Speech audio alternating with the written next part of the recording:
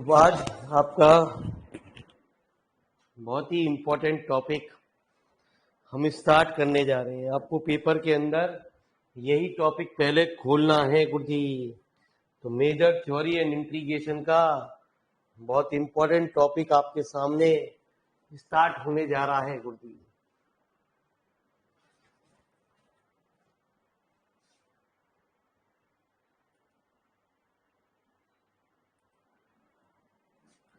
LP space किसी पीछे chapter से कोई लेना देना नहीं गुरुजी, लेकिन ये चैप्टर अपने आप में एक यूनिक चैप्टर है गुरुजी। शुरू में थोड़ी बहुत डेफिनेशन आपके सामने आएंगी, उसके बाद ये आपको बहुत अच्छा लगेगा जी गुरुजी। तो आइए चैप्टर के अंदर देखते हैं क्या।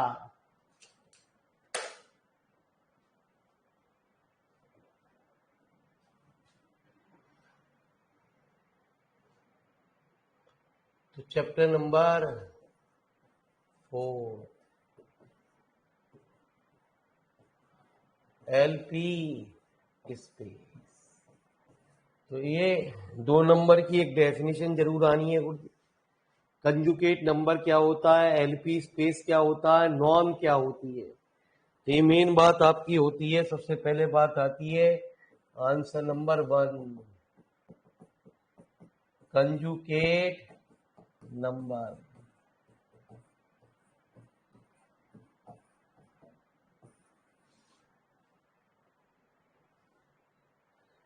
गुड इवनिंग जी बच्चों, आ जाओ।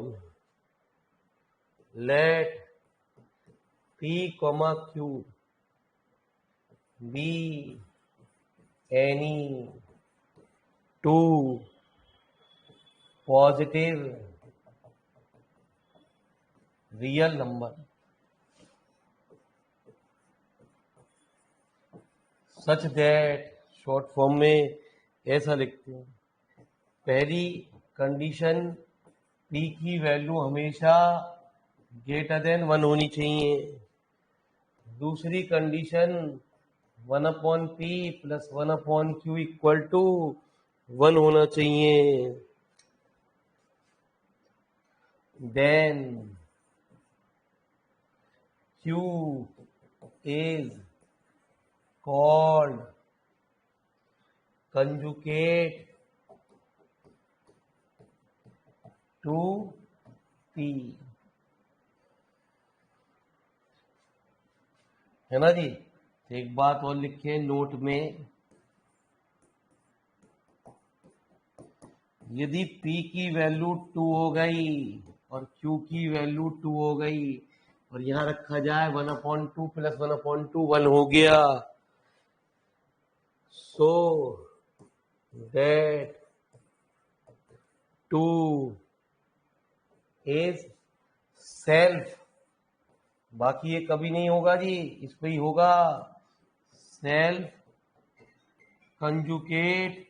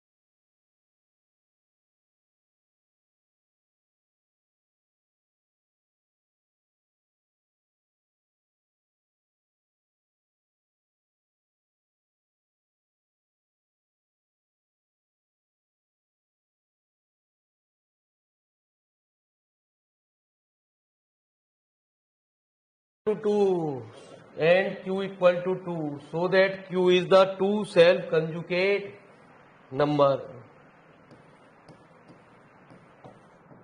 तो आंसर नंबर सेकेंड, जो सबसे इंपॉर्टेंट डेफिनेशन है वो आपके सामने आने जा रही है गुरुजी, चैप्टर का एलपी स्पेस। कब कब ये डेफिनेशन पूछी गई? ठीक है, 2016 में आई, 2017 में आई, 2019 में आई, 2 मार्क्स। ये तो एक ऐसी डेफिनेशन है जो बहुत इंपॉर्टेंट है गुरुजी।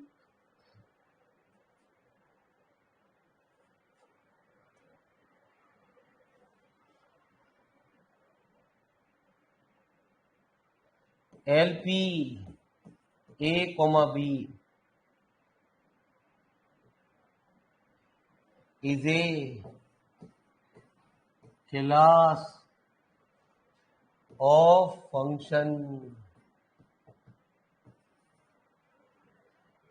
fx such that, पहली बात, fx is measurable over A, B। हल्का फुल्का यूज होगा, बस 10-20% गुरुजी, बाकी 80% ये अपने आप में नया चैप्टर है आपको। FP is L इंट्रीगेबल। L इंट्रीगेबल का मतलब लीबस यू इंट्रीगेबल ओवर A, P और P greater than 0। A से F P dx less than infinite for P greater than 0।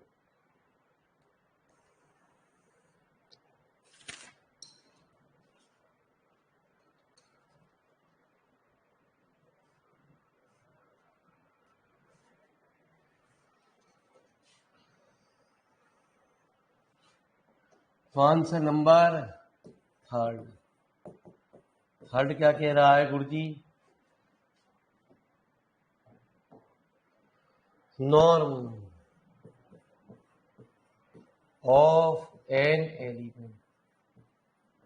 पूरे चैप्टर के अंदर यही कुछ बातें चलती रहेंगी।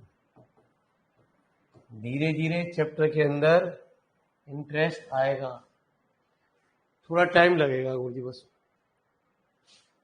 if fx, gx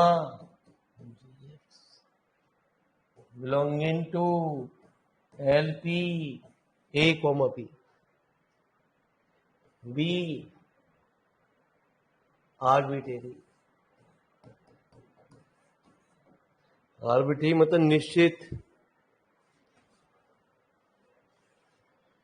तो द नॉर्म, किसी चीज की जो नॉर्म होती है वो डबल मॉडुलस से डिनोट की जाती है। F x denoted by, BSc में पढ़ी होगी, डबल मॉडुलस का जो साइन होता है मॉडुलस को is defined as,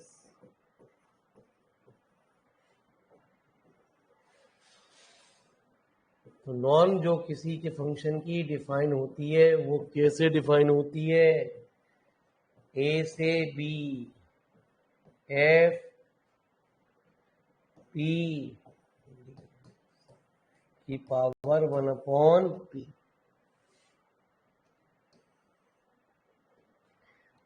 if p equal to 1 तो उस केस में f1 को हम सीधे सीधे f कहते हैं, और वो क्या होगा, वो जहां जहां p है p की जगह 1 हो जाएगा, तो सीधे सीधे उस केस में ये f dx हो जाता है मॉडुलस में।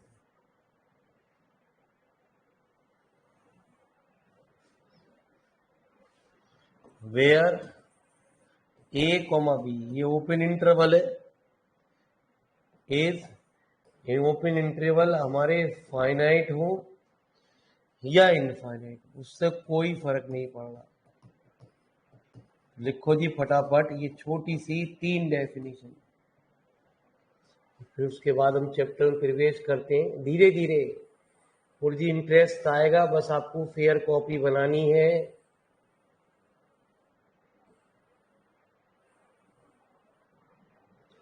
सबसे पहले इसी चैप्टर को अटेम्प्ट करना है। इसमें एक आपको 10 नंबर का क्वेश्चन मिलेगा गुरुजी, प्लस एक 5 का मिलेगा गुरुजी, और एक 2 का।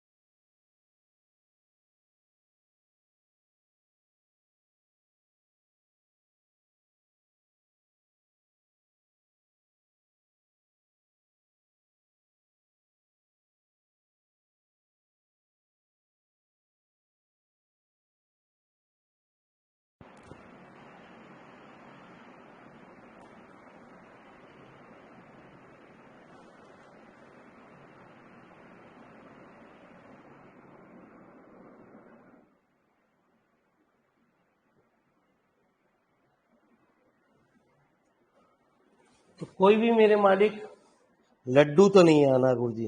चैप्टर के अंदर कोई भी बहुत आसान पोर्शन आपके सामने नहीं आएगा।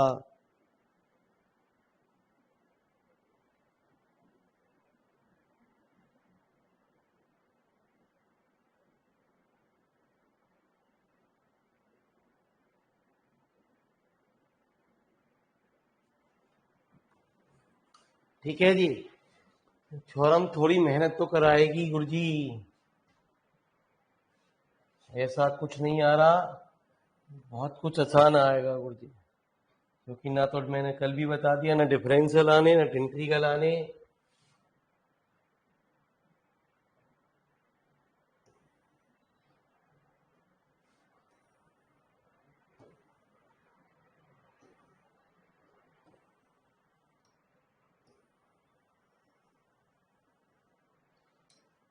तो लिखो जी थ्योरम नंबर 4। यार मेरे मालिक, हम तो एक ये परेशान हैं।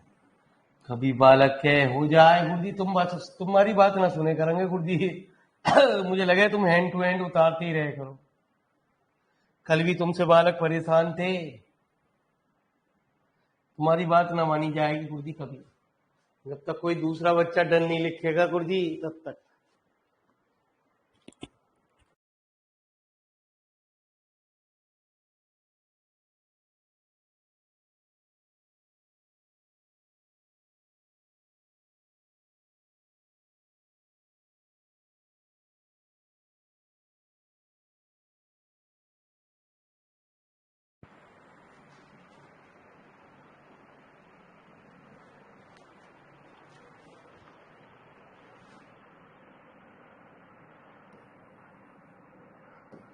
दूसरे बच्चे मेरे मालिक हमेशा करे करें।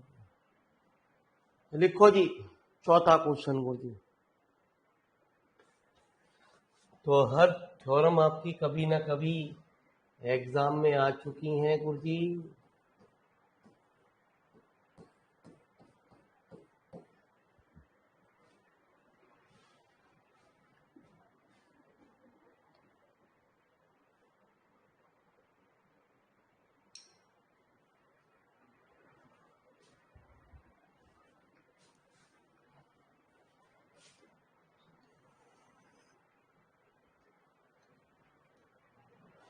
तो जब तक मैं ना कहूं गुरुजी प्लीज ना लिखना, क्योंकि थ्योरम आसान नहीं है कोई भी।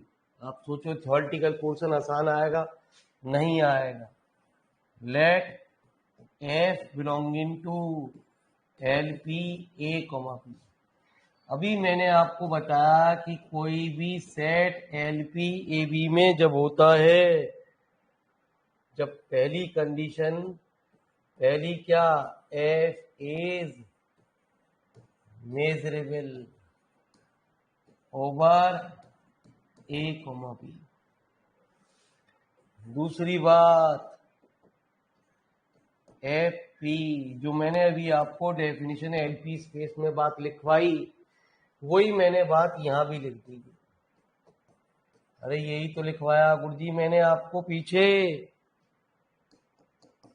जरा कुछ गौर फरमाए गुरुजी।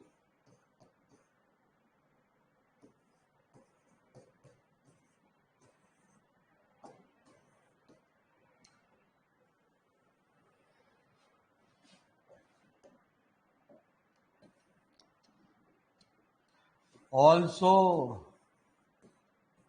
इट इज गिवन दैट, एक चीज और भी दे रखी है आप, वो क्या दे रखी है कि जी एक्स की वैल्यू हमारी एफ एक्स की वैल्यू से कम दे रखी है। हमें जो प्रूव करना है, ये प्रूव करना है G belonging to L P A comma B. G को भी एल पी स्पेस प्रूव करना है। तो इसको प्रूव करने के लिए it is sufficient to prove that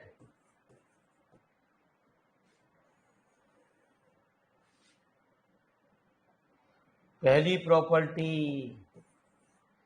ji is measurable over a comma B.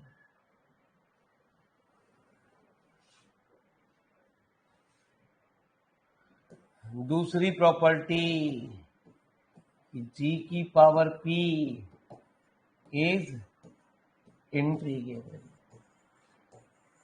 अरे ये तो बात समझ में आई होगी आपको। नहीं, ये तो मैंने कुछ नहीं लिखा गुरुजी, ये तो मैंने एक डेफिनेशन के रूप में लिखा था।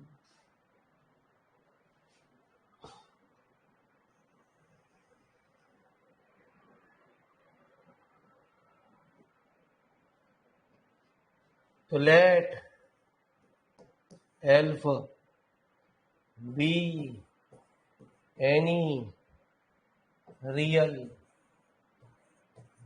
Positive number. मैंने कहा थोड़ा बहुत यूज पुराना चैप्टर तो होगा ही होगा। पुराना चैप्टर भी आपका x belonging to a comma b such that gx की वैल्यू ग्रेटर देन l।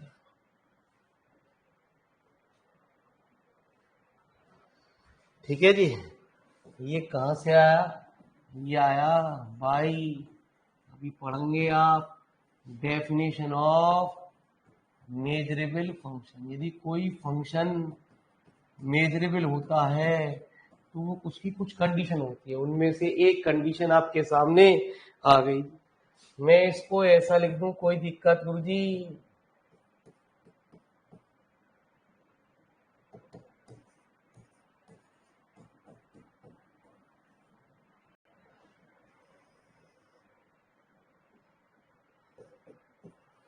तो x belonging to a comma b, ऊपर आपको दे रखा है क्या? जो gx की वैल्यू है वो fx की वैल्यू से alpha gx less than equal to fx।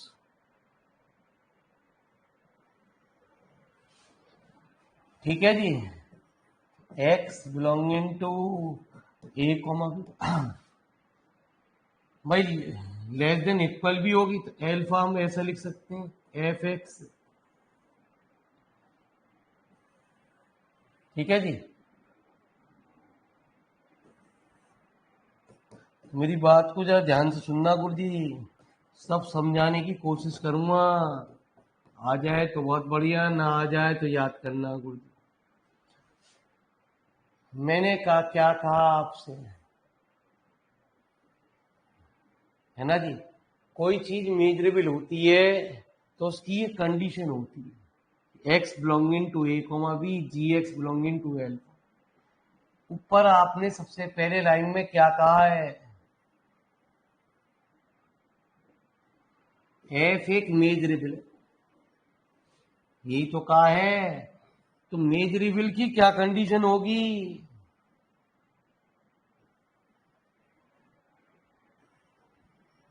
अरे यही तो होगी, अरे यही तो कंडीशन होगी सवाल के अंदर।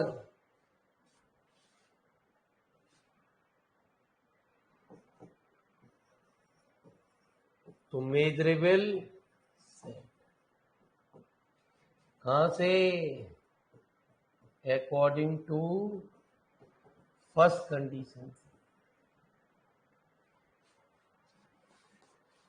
ठीक है, तो इसका मतलब हमने तो लिया था, हमें तो जी को मेजरेबल प्रूव करना, उसके लिए हमने ऐसी बात ली है गुरुजी। तो यदि ये मेजरेबल है तो राइट लेफ्ट हैंड साइड में यही तो चल रहा है, तो ये भी जी जो हो गया वो भी क्या हो गया? एक मेजरेबल सेट हुआ।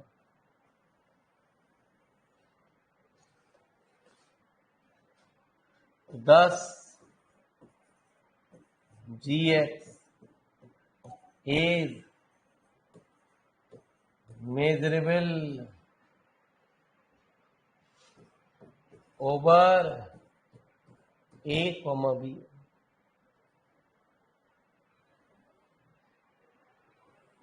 ठीक है जी, एक काम और कर लो गुरुजी, कभी दोनों फर्स्ट ही फर्स्ट डाल दे पाऊँ, यहाँ कर लो इसे थर्ड और इसे कर दो फोर्थ, तो एक थर्ड पार्ट तो प्रूव हो गया गुरुजी।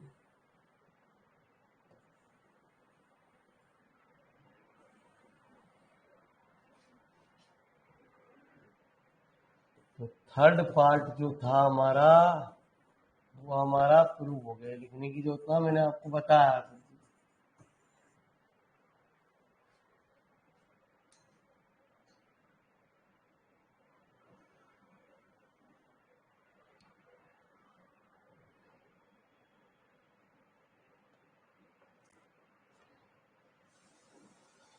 It is given that gx की value less then F x के छोटी दे रखी है गुरुजी। मालिक साहब जी का मॉडुलस बी क्या होगा, एफ की वैल्यू से लेस देन होगा। यदि हम इसकी पावर पी चढ़ा दें दोनों साइड, यदि हम इसका लिमिट लगा दें और इंटीग्रल कर दें दोनों साइड,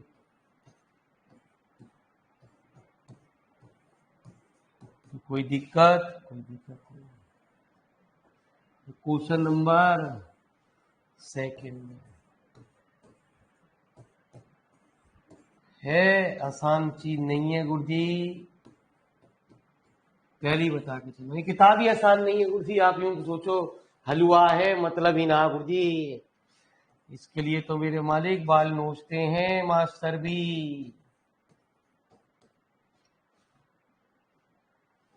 कि भैया कछु ना समझ में आ रही, अपने आप कर लियो। लेस देन इन,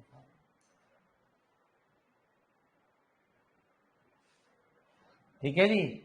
तो मालिक साहब यही तो कंडीशन होती है, तो इसका मतलब अभी मैंने आपको चौथी कंडीशन में यही तो लिखवाया गुरुजी। यदि हम ऐसा प्रूव कर दें तो जी एक इंटीग्रल हो जाएगा, जी पी एक। फोर्थ पार्ट भी हमारा हैंस प्रूव हो गया जी। इसका मतलब हमारी जो थ्योरम है, तो कुछ कुछ समझ में आया। अरे कुछ कुछ समझ में आया गुरुजी, लिटिल लिटिल कोशिश तो है मेरे मालिक।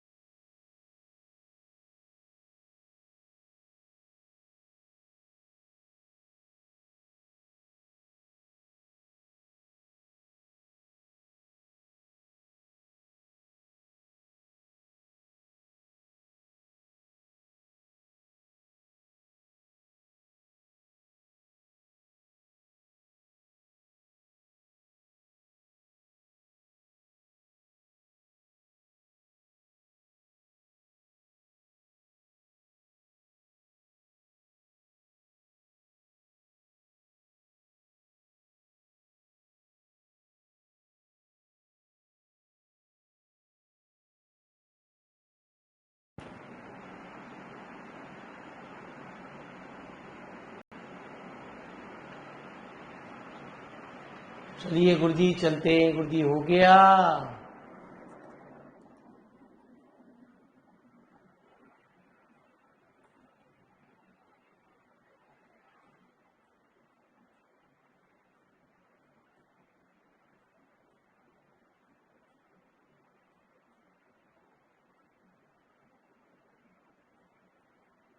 नेक्स्ट थ्योरम गुरुजी आपको अभी तो परेशान करेगी, लेकिन मेरे मालिक अगली थ्योरम में आपको ये बहुत कुछ सिखाएगी। ठीक है जी, तो लिखो आंसर नंबर 5।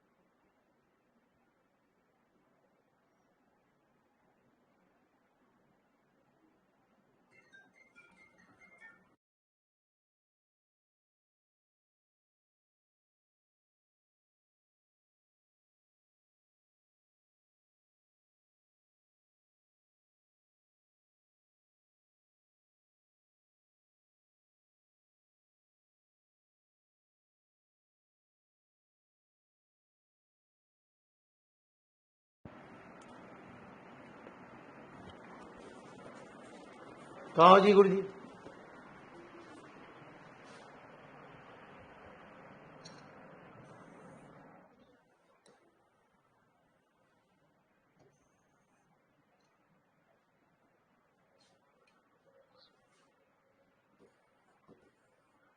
तो answer number 5, if f belonging to LP A, तो मैंने अभी आपको बताया यदि एफ LP A, B में दे रखा है तो पक्की बात है पहली condition f is measurable over A, B। दूसरी condition FP is integrable, that is A से B, FP less than infinite, ऐसा कुछ होगा। तो to prove that F belonging to LP A, B, लिखो मत ना गुरुजी, कोई भी जना खतरनाक रूप लेती जाएगी हर थ्योरम, और हर थ्योरम का आपस में एक दूसरी थ्योरम से लिंक है गुरुजी।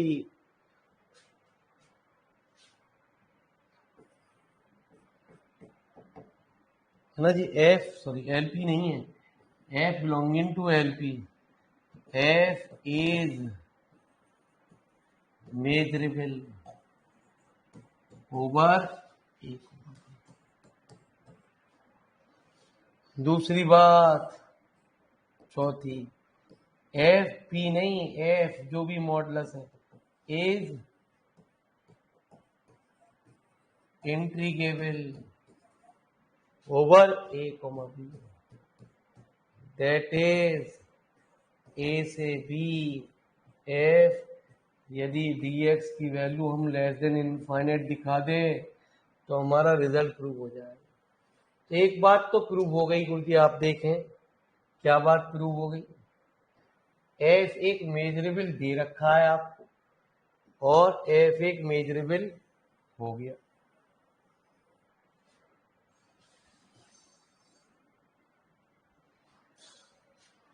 तो इट इज क्लियर, मतलब फर्स्ट आपको दे रखा है और थर्ड रिजल्ट भी सेम ही है, तो प्रूव हो गया। अरे आ रहा है कुछ कुछ समझ में नहीं। अब इस पार्ट को प्रूव करने के लिए गुरु जी थोड़ी सी टेंशन होगी आपको, ये टेंशन मुक्त होगी अगली थ्योरम में। लेट ए बराबर हमने कुछ यहां माना ई एफ ग्रेटर देन 1 क्यों माना वो अभी आपको बताएंगे जी बाद में। बी हमने माना एफ, सेव करवा लेना लास्ट में, क्योंकि आज जो बात सिखाई जा रही है वो कल आपके सामने जब आएगी तब जाके बात क्लियर होगी।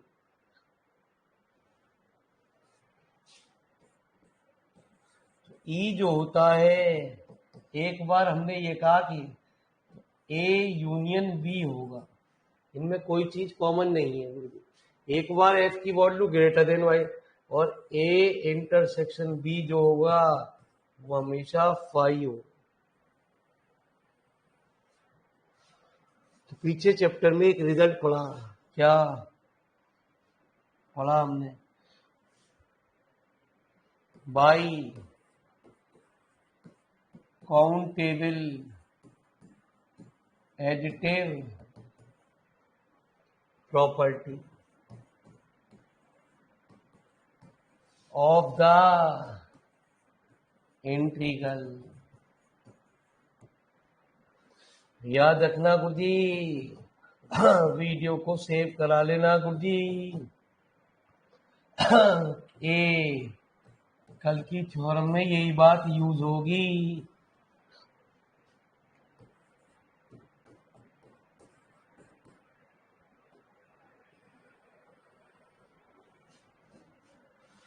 तो फॉर पहले बात कर रहे हैं सेट बी की। सेट बी में आपने ये कहा कि एफ मॉडुलस की वैल्यू लेस देन 1 है फॉर ऑल एक्स जो है belonging to B.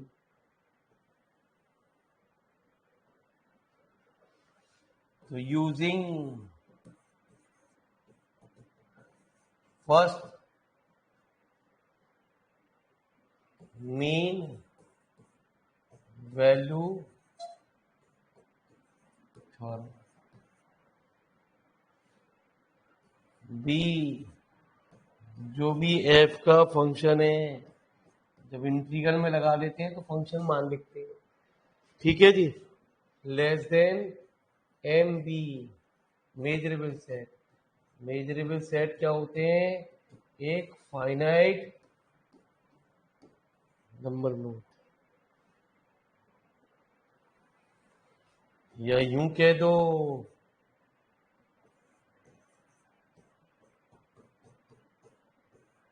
Less than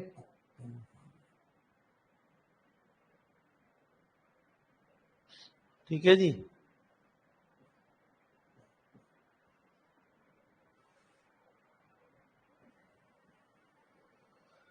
इससे ये प्रूव हो गया कि this prove that F x is integrable over, जिस भी सेट की बात कर रहा है, ओवर भी किसी वैल्यू की वैल्यू इनफाइनाइट आ जाए। अब फॉर द सेट ए, दोनों के लिए अलग अलग बात करेंगे जी सवाल को। एफ एक्स कितना है, greater than 1 for x belonging to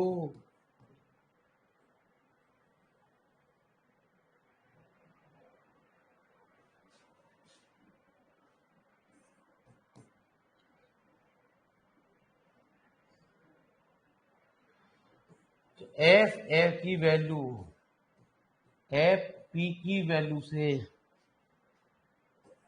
on the set, अभी मैं बता रहा हूं क्या लिख रहा हूं, फॉर पी ग्रेटर देन 1। अब मेरी बात आपको समझ में आई कैसे? यदि पी की वैल्यू हमारी 1 से बड़ी होगी, 1 के बराबर होगी, तो ये वैल्यू बराबर हो जाएंगी। ठीक है, यदि 1 से बड़ी होगी तो ये चीज बड़ी होगी, क्योंकि इसमें पावर बढ़ रही है, 2 3 4 इस तरीके से बात आ रही है, तो ये चीज हमारी बड़ी कहलाएगी गुरुजी। यदि हम दोनों साइड इंटीग्रल कर दें फॉर द सेट ए के लिए,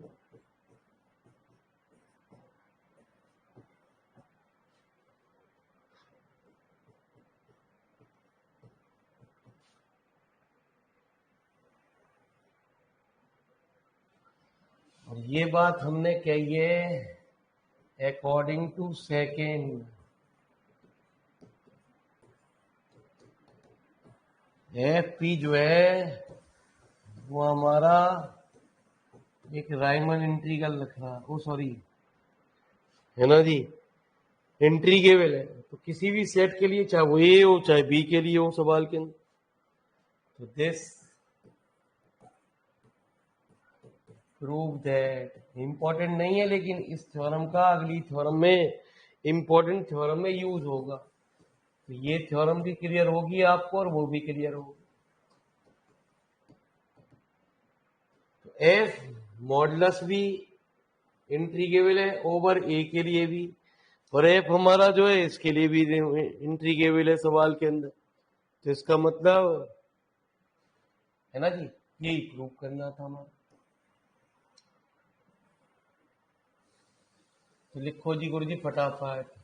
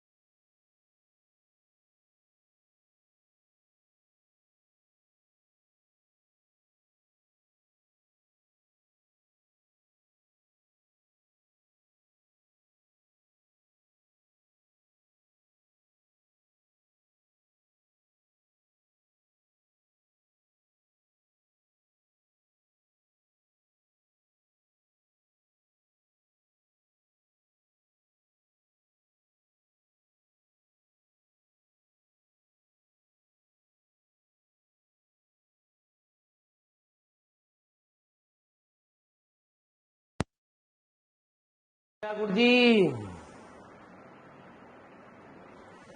तो कल मुलाकात करते हैं गुरुजी, कल ये थ्योरम आपके सामने चलेगी गुरुजी। हो गया गुरुजी।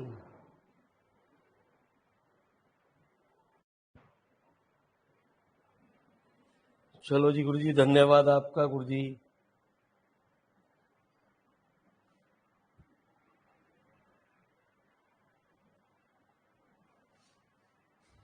हो गया सेव गुरुजी।